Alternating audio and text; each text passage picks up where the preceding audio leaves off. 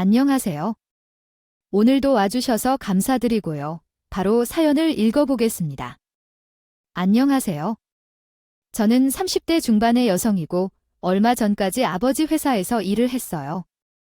저에게는 가장 존경하는 사람이 딱 한 명 있어요.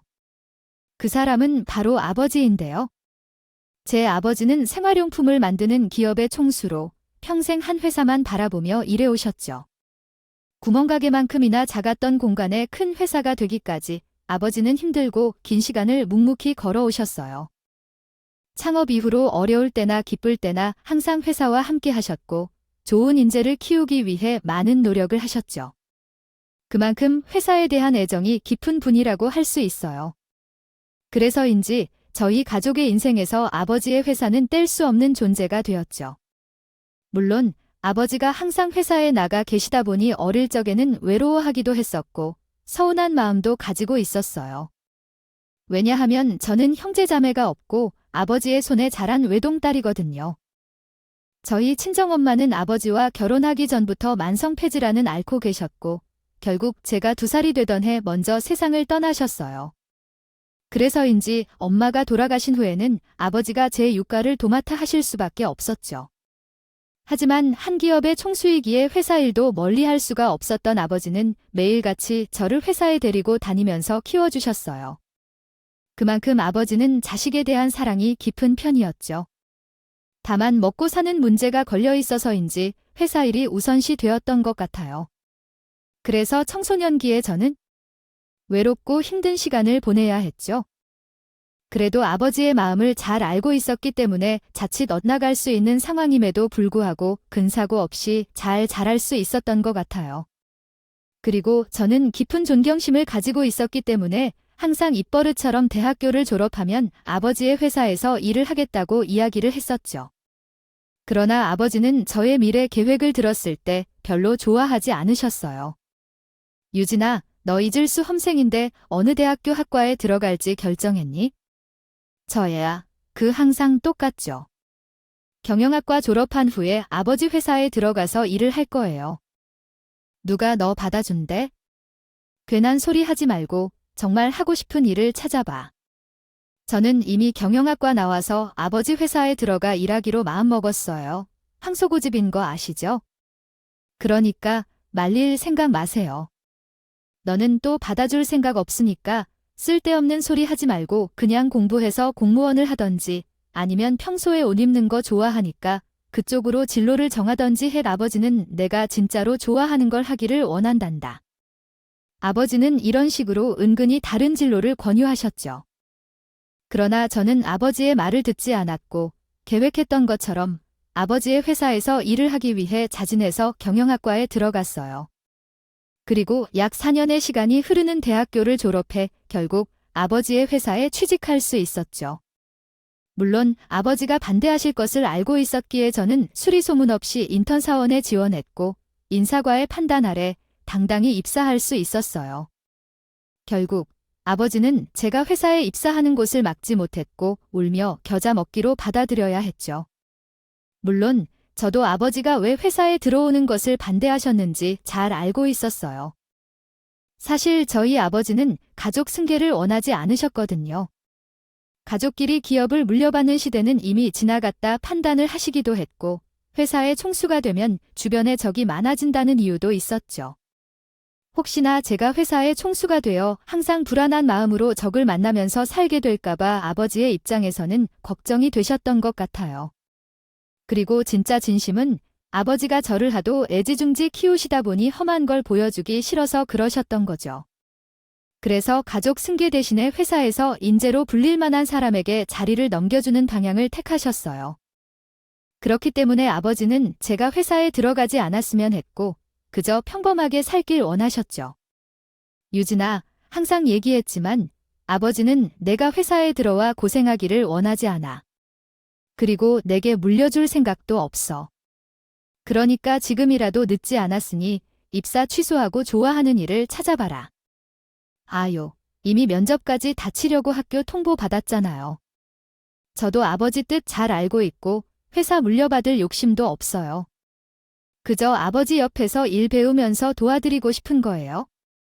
그러니까 허락해 주세요. 그냥 내 또래의 여자들처럼 평범하게 살면 안 되겠니?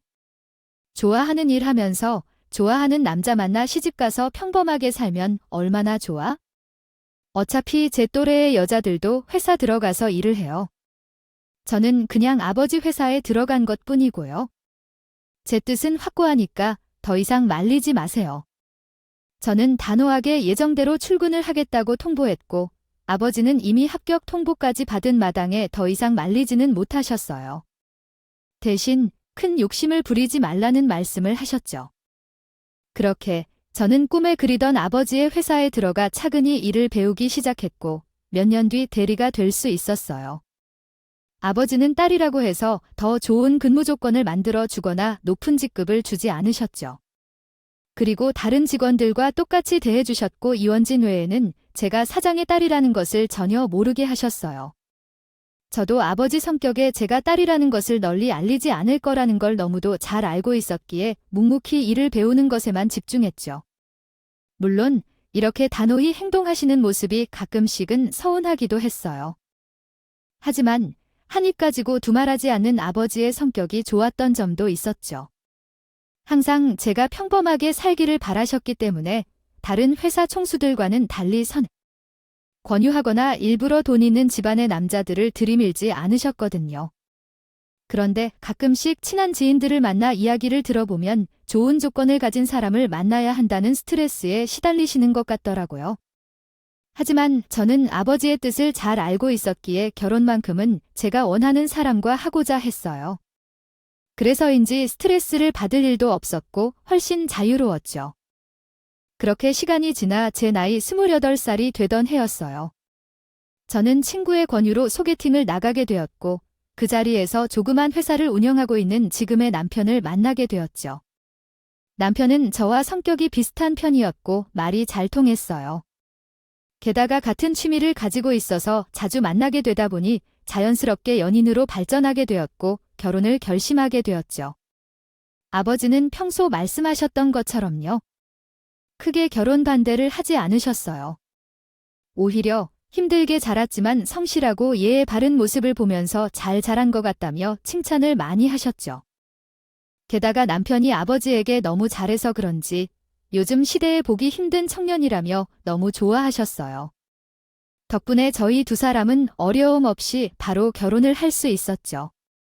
그런데 한 번은 이런 일이 있었어요. 아버지가 한동안 회사 일이 많아서 무리를 했던 적이 있었죠. 그래서인지 거의 한 달 동안 병원을 왔다 갔다 했을 정도로 몸이 정말 안 좋았어요.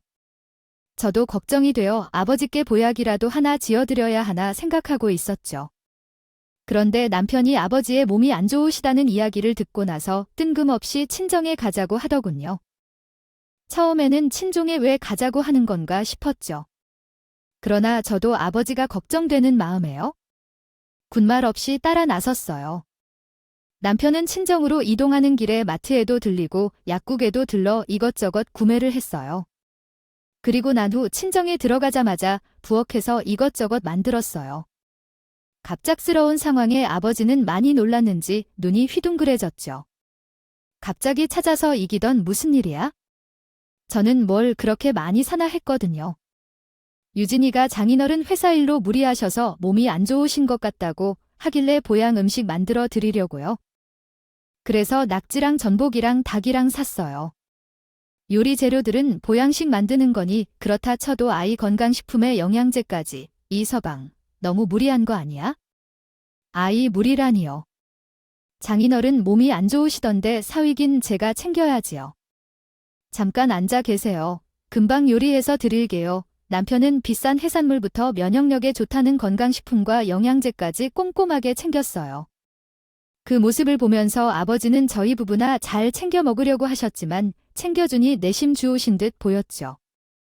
그날뿐만 아니라 남편은 항상 일주일에 한 번씩은 친정이 방문해서 아버지와 이야기도 하고 직접 요리를 해드렸어요. 혼자 계시면 족족하다는 게 이유였죠. 그래서인지 엄마가 돌아가신 후 활짝 웃을 일이 없던 아버지는 표정이 훨씬 밝아지셨어요. 저도 아버지가 좋아하시는 모습을 보면서 남편에 정말 잘 만났구나 싶어 기분이 좋았죠. 게다가 세심한 남편은 직접 나서서 집안의 대소사를 챙겼어요. 그래서인지 친척분들도 그런 남편을 정말 예뻐라 했어요.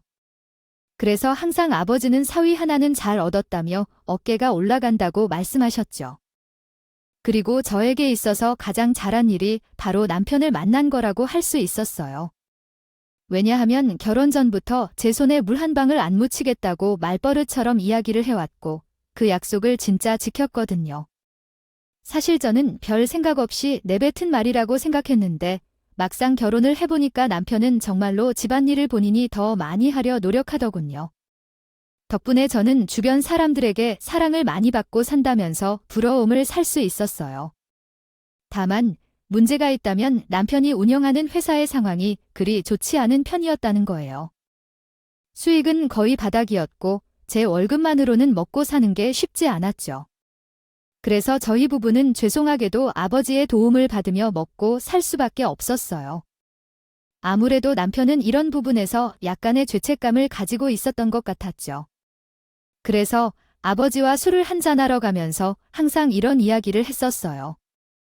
장인어른, 유진이 조건이면 더 좋은 남자를 만날 수 있었을 텐데 별 볼 일 없는 제가 데려가서 죄송합니다. 그게 무슨 말인가 싶기도 했지만 나는 한 번도 자네한테 내 딸을 준 것을 후회한 적 없어. 그리고 왜 별 볼 일 없는 남자냐고? 자손과 한번 해보겠다고 호기롭게 회사는 차려놓았는데 수익은 바닥이고 매달 장인어른한테 신세를 짓고 있지 않습니까? 게다가 유진이는 좋은 학교 나와 한정적으로 월급을 받고 있으니 전 별 볼 일 없는 남자죠. 그게 뭐가 중요한가? 이 세상에 100% 완벽한 사람은 없어. 누구나 조금씩은 흠이 있고 서로의 흠을 채워주기 위해 결혼이라는 것을 하는 거야? 그래도 사위인 제가 용돈을 드려도 모자란데 도움을 받고 있으니 죄송하기도 하고 죄책감이 드네요. 성실하게 살아가면 언젠가는 성공할 수 있어. 누구에게나 시행착오는 있고 기회가 생기면 그때도 알려드리면 돼. 나는 분명히 성실하고 착한 이서방이 성공할 수 있을 거라고 믿어 의심치 않네. 그리고 내가 주는 돈은 자네 미래에 투자를 하는 거라고 생각해. 나중에 성공하면 그때부터 나한테 효도도 하고 용돈을 가득 주면 되지 않겠는가? 아버지는 사위 노릇을 제대로 못하는 것 같다며 우울해하는 남편을 보면서 이런 식으로 위로를 해주셨어요. 그래서인지 남편은 아버지에게 꼭 보답을 해야 한다면서 결혼 전보다 더 열심히 회사 일에 매진했죠. 물론 아버지 말대로 기회를 보는 건 쉽지 않아 보였어요. 그러나 남편은 절대 포기하지 않을 거라고 하더군요. 그렇게 약 2년이라는 시간이 흐르게 되었어요. 신은 가장 행복할 때 시련을 가져다 준다고 하더니 그 말이 정말인 듯 보였어요. 결혼 후 행복했던 시간도 잠시 아버지가 운영하시는 회사에 갑자기 큰 문제가 생기게 되었죠. 시국이 좋지 않아서 한동안 제품 판매량이 저조했고 그 핑계로 투자자들이 하나둘씩 빠져나가게 되었거든요. 덕분에 회사 운영비가 많이 모자랐고 엎친 데 덮친 격으로 이런 상황에서 약속 어음까지 지급하지 못하게 되었죠. 그래서인지 아버지 앞으로 빚이 잔뜩 생겼고 순식간에 회사는 아수라장이 되었어요.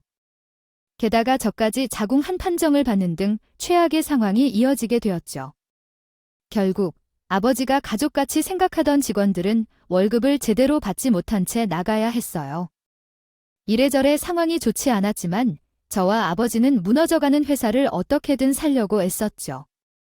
아버지는 일이 터진 후 집에도 들어가지도 못하고 회사에 붙어 계셨어요. 그러면서 가족같이 생각하는 직원들 월급도 못 주고 내보내니까 큰 죄를 지은 것 같다면서 죄책감에 매일같이 눈물을 흘리셨죠. 그 모습을 보면서 저는 처음으로 신이 원망스러웠어요. 할 수만 있다면 어떻게 열심히 살아온 한 사람에게 이런 큰 시련을 연달아 주실 수 있는 것인지 따지고 싶더군요. 그러나 최악의 일은 이게 끝이 아니었어요. 회사의 일이 터지는 얼마 안 돼 총수인 아버지가 갑자기 쓰러지셨고 빚더미를 남긴 채 돌아가셨거든요.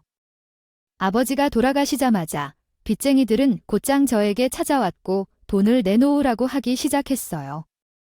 내가 김초롱이 사장 딸 맞지? 아, 긴 말 할 것 없어. 내 아버지가 세상을 떠나고 없으니까 빚은 내가 갚아야 해. 아니, 장례식장까지 찾아오셔서 이러시면 어떡해요? 아, 지금 내 아버지의 장례식이 중요하니까 돈도 못 갚고 있는 주제에 뭐가 잘났다고. 장례식까지 잔말 말고 빨리 내 돈 갚아. 알겠어요. 아버지의 진짜 빚은 제가 어떻게든 갚을 테니까 장례식장에서 그러지 말고 오늘은 돌아가 주세요. 너무 약속한 거야? 네, 아버지 빚 내가 꼭 갚아. 만약 도망가기라도 하면 알아. 우리 지구 끝까지라도 쫓아가서 받아낼 거니까. 애초에 그런 생각은 하지 않는 게 좋을 거야. 이 빚쟁이들은 한참 동안 난리를 치다가 장례식을 나갔어요. 도와주는 사람도 없고 이 일을 어떻게 해야 할지 막막하더군요. 게다가 비례수가 워낙 크다 보니 한숨부터 나왔죠. 머리가 복잡해 힘들어하는 제 옆에서 남편은 일단 뒷일은 미뤄두고 아버지부터 잘 보내드리자고 했어요. 저도 그게 맞는 것 같아서 남편과 함께 끝까지 남아 장례식장을 지켰죠. 어느덧 3일이 지나 장례식은 끝이 났고 저희 부부는 아버지를 좋은 곳에 모신 후 다시 집으로 돌아갔어요. 그리고 그날 저는 심각한 상황이 연달아 터지면서 차마 하지 못했던 이야기를 하기 시작했죠. 여보, 나 당신한테 할 말이 있는데. 할 말이 뭔데? 그게 그동안 아버지 일이 연달아 터져서 말할 기회가 없었는데 사실 나 얼마 전에 자궁암 판정을 받았어요. 뭐, 자궁아 갑자기 그런 게 왜 생겨? 제가 자궁암에 걸렸다는 이야기를 듣고 난 후 남편은 그런 게 왜 생기냐며 얼굴을 찡그리더군요. 사실 많이 아픈 거냐고 걱정부터 해줄 것이라 생각했는데 예상 외의 반응해 보이니 조금은 당황스러웠어요. 혹시나 남편이 제가 세상을 떠날 거라고 오해를 해서 그런 건가 싶어 차근히 상황을 이야기해 주었죠. 너무 걱정 안 해도 돼. 자궁암 판정을 받기는 했지만 일찍 발견되어서 전이도 없고 쓸쓸하면 괜찮대. 아, 왜 하필 지금 그런 게 생기냐고 골치 아프게 해. 남편은 치료를 할 수 있고 말고 중요한 게 아닌 듯 보였어요. 그냥 돈도 없는데 자궁암 수술까지 받아야 한다고 하니 그게 싫었던 것 같았죠. 모든 이야기를 듣게 된 남편은 걱정하는 말 한마디 없이 골치가 아프다며 알아서 치료 잘 받으라면서 밖으로 나가버렸어요. 안 그래도 아버지 일에 자궁암까지 머리가 아픈데 남편까지 말을 저런 식으로 하니까 괜히 서러워서 눈물이 쏟아졌죠. 그렇게 주저앉아 한참 동안 울었어요. 내 곁에 남은 사람은 이제 남편뿐인데 남편이 생각지도 못한 반응을 보이니 정말 세상에 나 혼자가 된 것 같아 무섭기도 했죠. 그러나 한참 눈물을 쏟고 나니 이대로 주저앉아 있을 시간이 없다는 생각이 들었어요. 제 눈앞에 해결해야 할 일이 산더미였거든요. 의사 선생님께서는 젊은 나이다 보니 암 진행 속도가 빠를 수 있어서 심각해지기 전에 하루 빨리 수술을 받아야 한다고 하셨어요. 그러나 아버지 빚 갚을 돈도 없는데 어떻게 수술을 받고 편히 누워 치료를 받나요? 하는 생각이 들더라고요. 그래서 결국 저는 자궁암 치료는 미뤄둔 채 아버지의 빚을 조금이라도 갚기 위해서 새벽 우유 배달도 하고 부업을 하게 되었어요. 그리고 남는 시간에 할 수 있는 일이 나오면 이것저것 가리지 않고 나가서 돈을 벌었죠. 그러나 찔끔찔끔 일을 해서는 아버지 빚을 갚는 게 쉽지는 않았어요. 빚쟁이들은 매일같이 전화해서 빨리 돈을 보내라고 선호했고 되는 대로 아끼고 모아 조금이라도 보내면 그들은 이거 가지고 누구 코에 붙이냐고 전체 금액을 가져오라고 했어요. 아무리 조금만 기다려달라고 꼭 갚는다고 해도 빚쟁이들은 생각조차 하지 않았고 이대로는 안 되겠다 싶었던 저는 결국 여기저기 돈을 빌리러 다녀야 했죠. 그렇게 혼자 아등바등 되다 보니 하루하루 살기가 숨이 막힐 지경이었어요. 빚도 빚이었지만 큰 문제는 따로 있었죠. 자궁암. 듣고 실망했어요. 이렇게 중요한 상황인데 남편이 집에 오는 게 너무 지체되었다고 생각했어요. 제 마음이 불안하고 답답해서 남편에게 빨리 집에 와달라고 할까 말까 고민했지만 남편도 혼자서 시간을 가지길 원하는 모습을 보니 마음이 더 복잡해졌어요. 어쩌면 그의 마음도 꽤나 복잡했을지도 모르겠다는 생각이 들었습니다. 이렇게 남편의 행동이 이해되지 않아서 더욱 서운하고 속상했던 그때 그의 입가엔 어떤 이야기가 나올지 궁금했어요. 걸어왔죠? 여보, 그동안 혼자서 많이 힘들었지? 미안해. 나도 일이 연달아 터지다 보니 답답해서 그랬어. 아니야. 당신도 당황해서 그랬다는 거 나도 알아. 이래저래 답답한 게 많은데 우리 며칠 지방에서 바람 좀 쐬고 오는 게 어때? 아무래도 남편은 며칠 집에 안 들어오기는 했어도 생각 정리를 다 한 듯 보였어요. 다시 예전으로 돌아오니 그나마 다행이라는 생각이 들었죠. 게다가 바람 좀 쐬고 오자고 먼저 제안을 해주니까 저는 기분이 너무 좋았어요. 그래서 어디로 가는지는 모르지만 일단 남편을 따로 나섰죠. 그렇게 저는 남편 차를 타고 한참을 이동했어요. 하지만 점심때쯤 집에서 나왔는데 하루 종일 차만 타고 이동하니까 지루함이 느껴지더군요. 대체 언제 도착하나 싶었는데 해가 지고 있을 때쯤 남편이 어느 야산 앞에 차를 세웠어요. 여보, 도착했어. 내려서 올라가면 돼. 우리 펜션 가는 거 아니었어? 여보, 여기는 산인데. 나 산 타기에는 좀 힘들어. 저녁은 먹어야 하잖아. 저 산 위에 내가 잘하는 음식점이 있어? 올라가서 밥이나 먹고 가자. 인적 드문 선 같은데 이런 곳에 음식점이 있다고? 내가 잘하는 맛집 하나 있으니까 걱정 말고 따라와. 저는 야산으로 보이는 곳에 음식점이 있다고 해서 수상하게 느껴졌어요. 그러나 평소 남편이 거짓말을 하는 사람은 아니었기에 결국 힘든 몸을 이끌고 야산에 올라가게 되었죠. 그렇게 한 5분 정도 올라가다가 남편은 본인이 앞에 있으면 제가 잘 올라오는지 보지 못해 위험할 것 같다면서 자리를 바꿨어요. 이웃 남편은 저를 앞세워두고 뒤에서 쫓아왔죠. 그런데 어느 순간 뒤를 돌아보니까 남편이 혼자 반대로 내려가고 있는 거예요. 저는 지금 뭐 하는 건가 싶어서 다급하게 남편을 붙잡았죠. 당신 지금 뭐 하는 거야?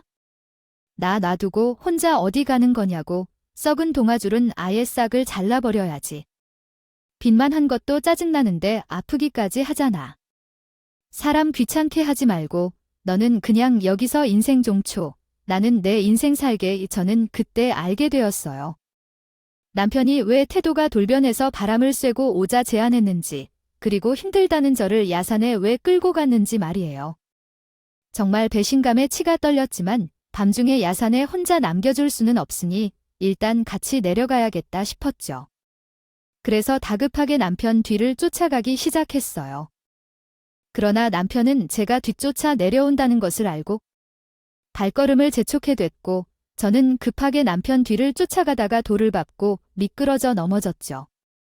남편도 앞에서 넘어지는 소리를 들었는지 뒤를 돌아보았지만 도와줄 생각은 하지 않고 그냥 내려가 버렸어요. 물론 저도 어떻게든 남편과 같이 내려가야겠다 싶어 잠깐 기다리라며 소리도 질러보고 억지로 일어서서 따라가 보려고 해보았는데 다리를 삐끗해서 그런지 도저히 몸을 일으킬 수 없었죠. 결국 남편은 제가 일어서려고 용을 쓰는 사이에 쏜살같이 먼저 내려가 버렸어요.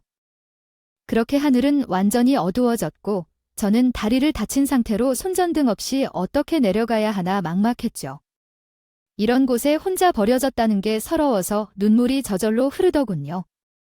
더 늦기 전에 어디라도 도움을 요청해야겠다 싶어서 주머니에 있는 휴대폰을 꺼냈지만 그 자리에서 이야기가 끊겼습니다.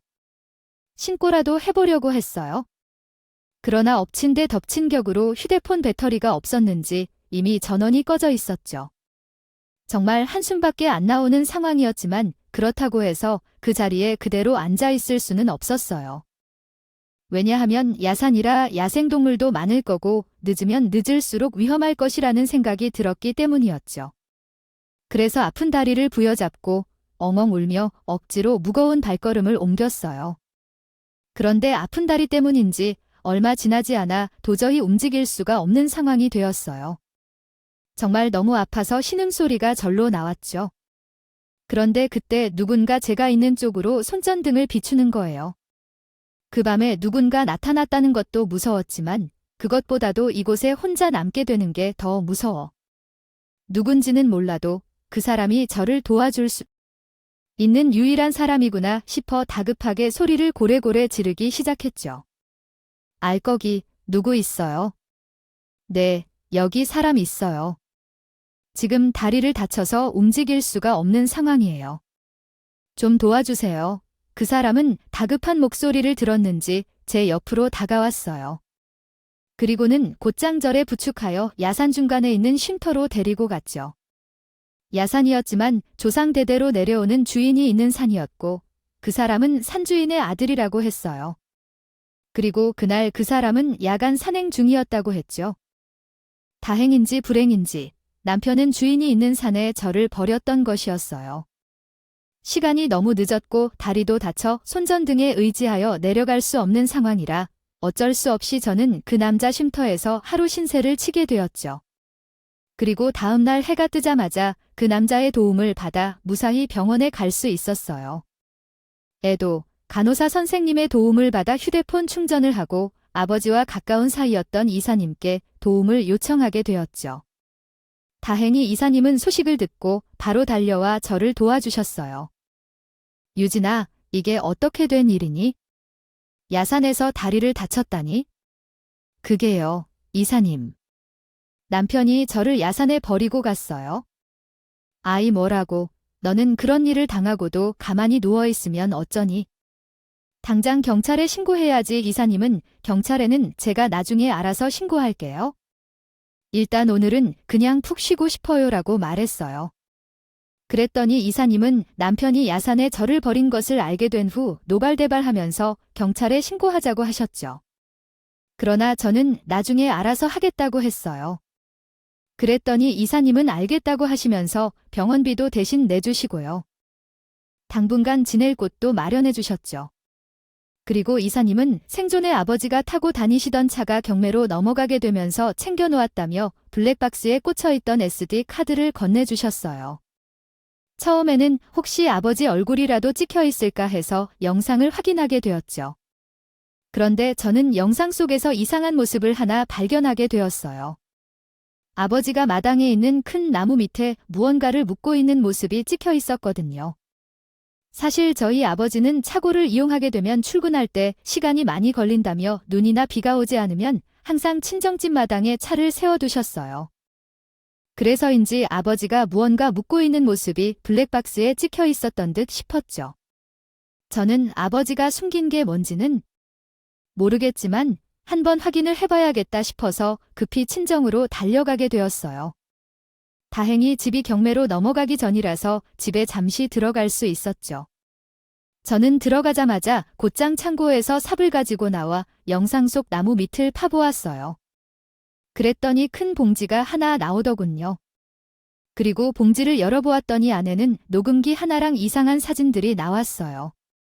저는 일단 사진들부터 하나씩 확인을 해봤어요. 그런데 어떤 여자와 남편이 연인처럼 다정해 보이는 모습으로 찍혀 있었죠.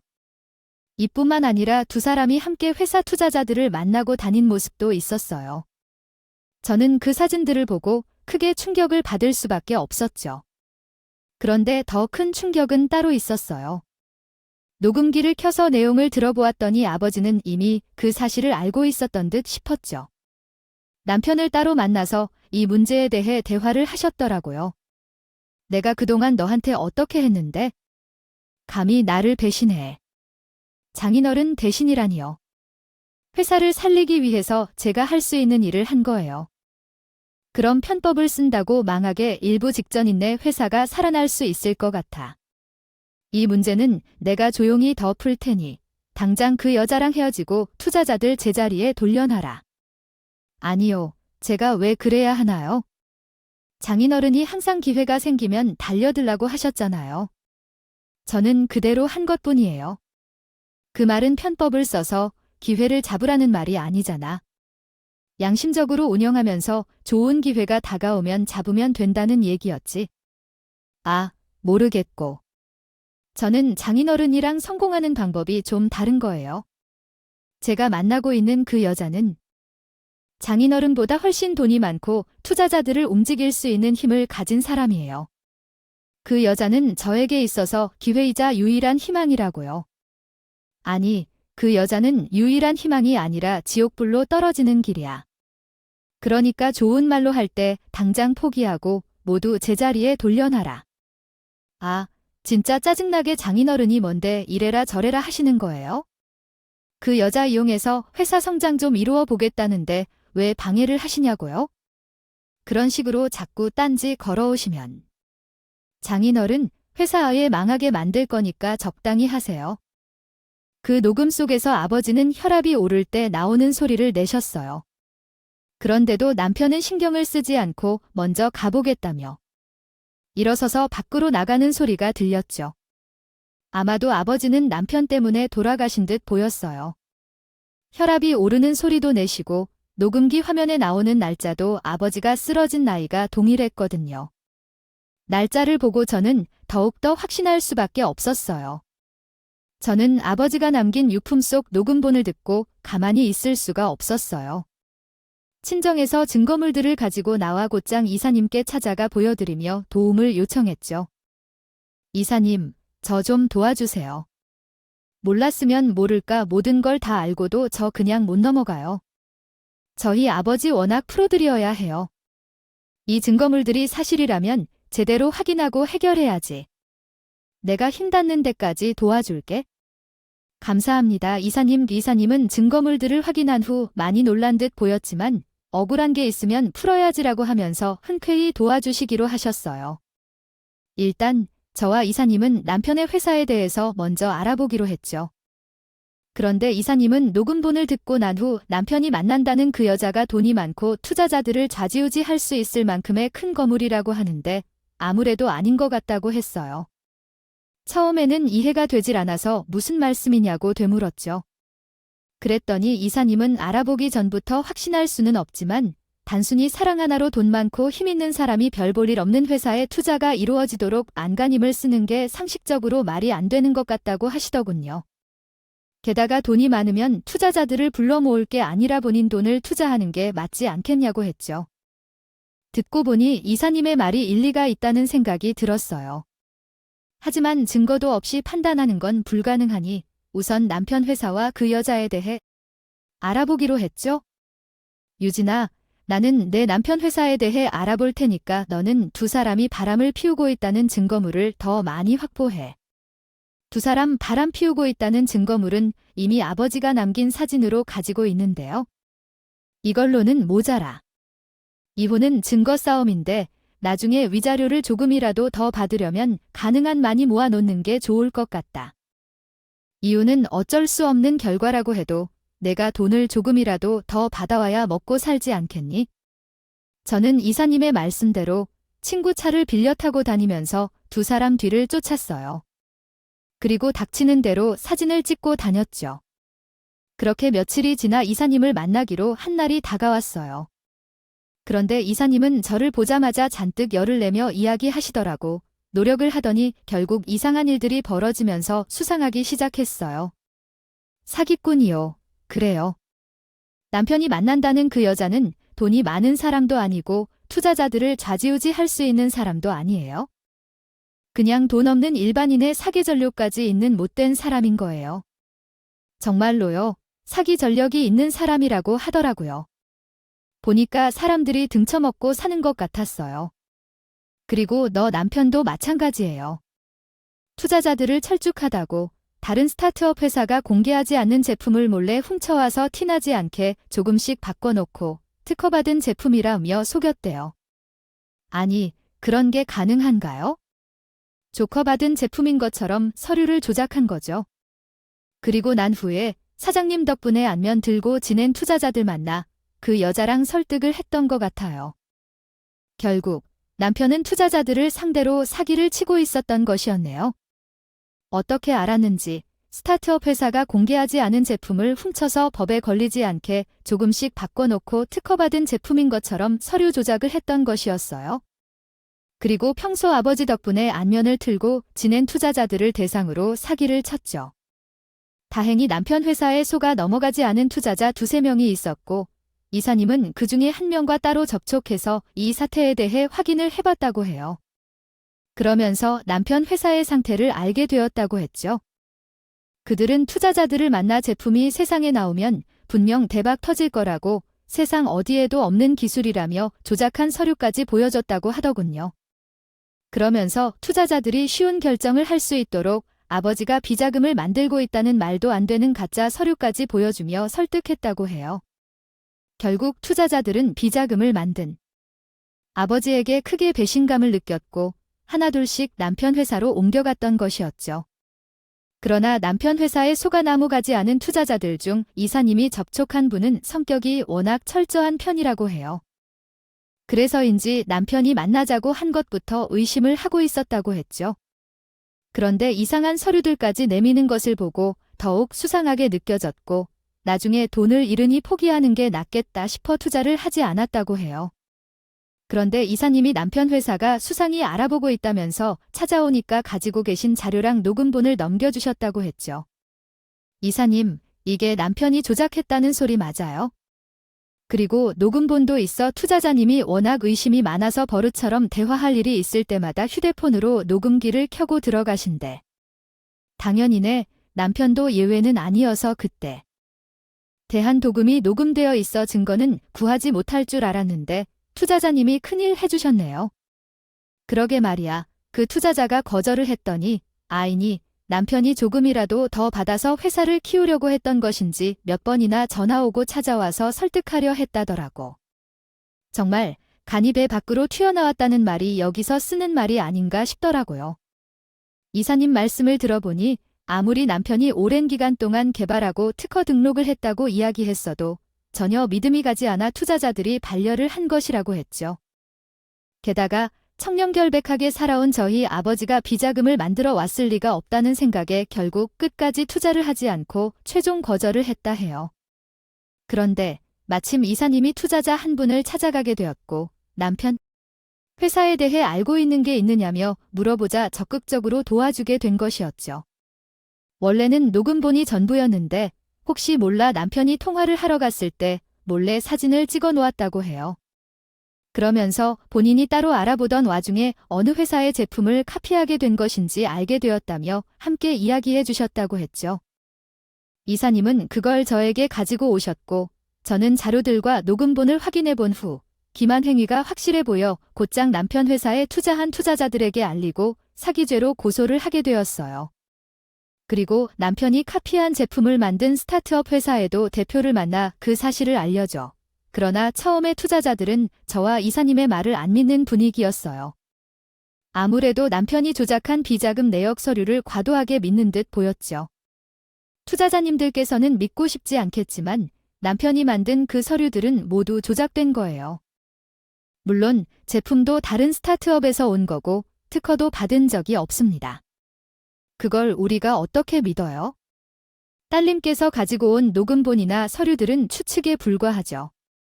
우리 아버지는 항상 청렴결백하게 회사를 운영하셨던 것을 잘 아시잖아요. 그리고 무엇보다 남편이 함께 다니고 있는 그 여자, 자기 전력도 있습니다. 그 사람들 확실하게 사기꾼이에요. 장담합니다. 그러니까 그걸 우리가 이거 어떻게 믿냐고요? 이 대표가 남의 것도 훔쳐왔다는 증거도 있어요. 투자자들이 도무지 제 말을 믿지 않으니 정말 답답했어요. 그런데 이사님이 금방 해결될 거니까 조금만 차분히 기다려보라고 하더라고요. 대체 무슨 말씀인가 했는데 알고 보니요. 이사님이 이런 일이 생길까 봐 스타트업 회사의 대표를 부르신 듯 보였죠. 스타트업 회사의 대표는 도착하자마자 투자자들 앞에 본인이 만든 제품의 서류를 하면서 보여줬어요. 그러자 서류를 살펴보던 투자자들은 절망스러운 표정을 지었죠. 어떤 투자자는 돈 날리게 생겼다며 주저앉아 한탄을 하더군요. 결국 투자자들은 저희 말을 믿게 되었고 같이 고소를 진행하게 되었어요. 예상된 결과였지만 고소온 남편과 그 여자는 사기죄로 옥에 잡혀 들어가게 되었죠. 조사 결과 모든 서류들은 조작된 것이 맞았고 스타트업으로부터 추가 고소까지 당하게 되었어요. 그런데 웃긴 건 남편이 그 여자가 정말로 부잣집 딸의 거물인 줄 알았나 봐요. 그 여자는 애초에 남편이 저희 아버지였다고 해요. 사회인 것을 알고 나서 접근한 것이었고 부자인 것처럼 속여서 투자금을 받은 다음 한몫 단단히 챙겨 진짜 자기 남자친구와 해외로 도망갈 생각이었다고 진술했죠. 게다가 그 여자는 보육원 출신인데다가 돈이라고는 구경도 못해본 욕심만 가득한 여자였어요. 남편을 속이기 위해 가짜 명품 못대여를 해서 입었고 그걸 보고 나서 순진하게 정말 부잣집 딸이라고 믿었던 고디였죠. 결국 남편은 그 여자의 배를 불려주기 위한 이용수단이었어요. 물론 남편은 조사를 받으면서 억울하다며 그 여자를 고소할 거라고 난리를 쳤다 했죠. 어찌되었건 두 사람은 조사를 받은 후 옥에 갇혀 죗값을 받아야 했어요.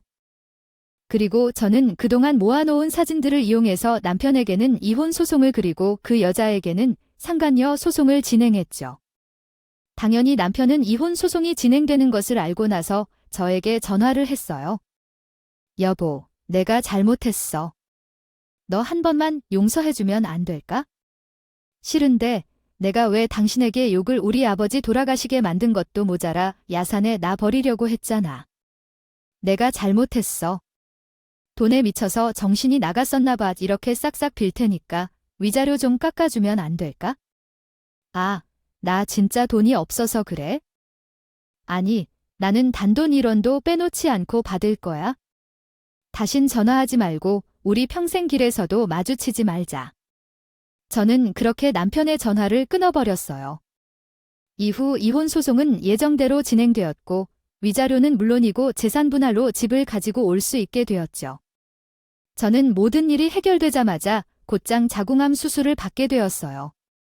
다행히 초기에 해당하는 상황이었으며 더 상태가 나빠지지 않았기에 문제없이 회복할 수 있었죠. 그리고 두 사람은 옥에 갇히 자투자자들은 수술을 받고 회복 중인 저에게 찾아와서 본인들이 무지했다며 미안하고 감사하다는 인사를 건네더군요. 그 사과와 감사 인사를 받으면서 저는 돌아가신 아버지가 생각이나 펑펑 울 수밖에 없었죠. 그래도 한편으로는 일이 해결되니 후련한 마음이 들었던 것 같아요. 그날 이후 저는 두 사람에게 받은 위자료를 사용해 조그맣게 회사를 차릴 준비하고 있습니다. 비록 아버지의 회사는 되돌릴 수 없을 정도로 무너져 내렸지만 그렇다고 해서 아직 젊은 제 인생을 포기할 수는 없잖아요. 물론 돈도 많이 모자라고 힘든 여정이 되겠죠. 그리고 아버지의 빚도 있고요. 하지만 저희 아버지도 구멍가게에서 중소기업까지 회사를 키워냈고 저는 그걸 보고 살았으니 충분히 할 수 있을 것이라는 생각이 들었어요. 그래서 과감하게 도전을 해보기로 했습니다. 지금까지 저는 충격적인 일과 힘든 시간을 겪으면서 언제나 인생은 행복하기만 할 수 없다는 것을 알게 되었어요. 그래도 인간은 누구나 행복한 삶을 원하고 그건 저도 마찬가지이니 앞으로는 행복한 인생을 위해서 열심히 살아보려고 해요. 그리고 하늘에서 이 모습을 보고 계실 부모님을 생각하면서 부끄럽지 않게 양심적으로 삶을 살아간다면 분명히 저에게도 좋은 일이 생기지 않을까 하는 생각이 드네요. 지금 이 글을 들어주시는 모든 분들께서도 행복하셨으면 좋겠습니다. 한 번뿐인 인생, 불행하기보다 즐겁고 웃는 일만 가득하면 좋잖아요. 모두들 그런 일들만 가득하시길 바랍니다. 감사합니다. 오늘도 끝까지 함께 해주셔서요. 감사하고요. 다음 영상으로 또 찾아뵙겠습니다.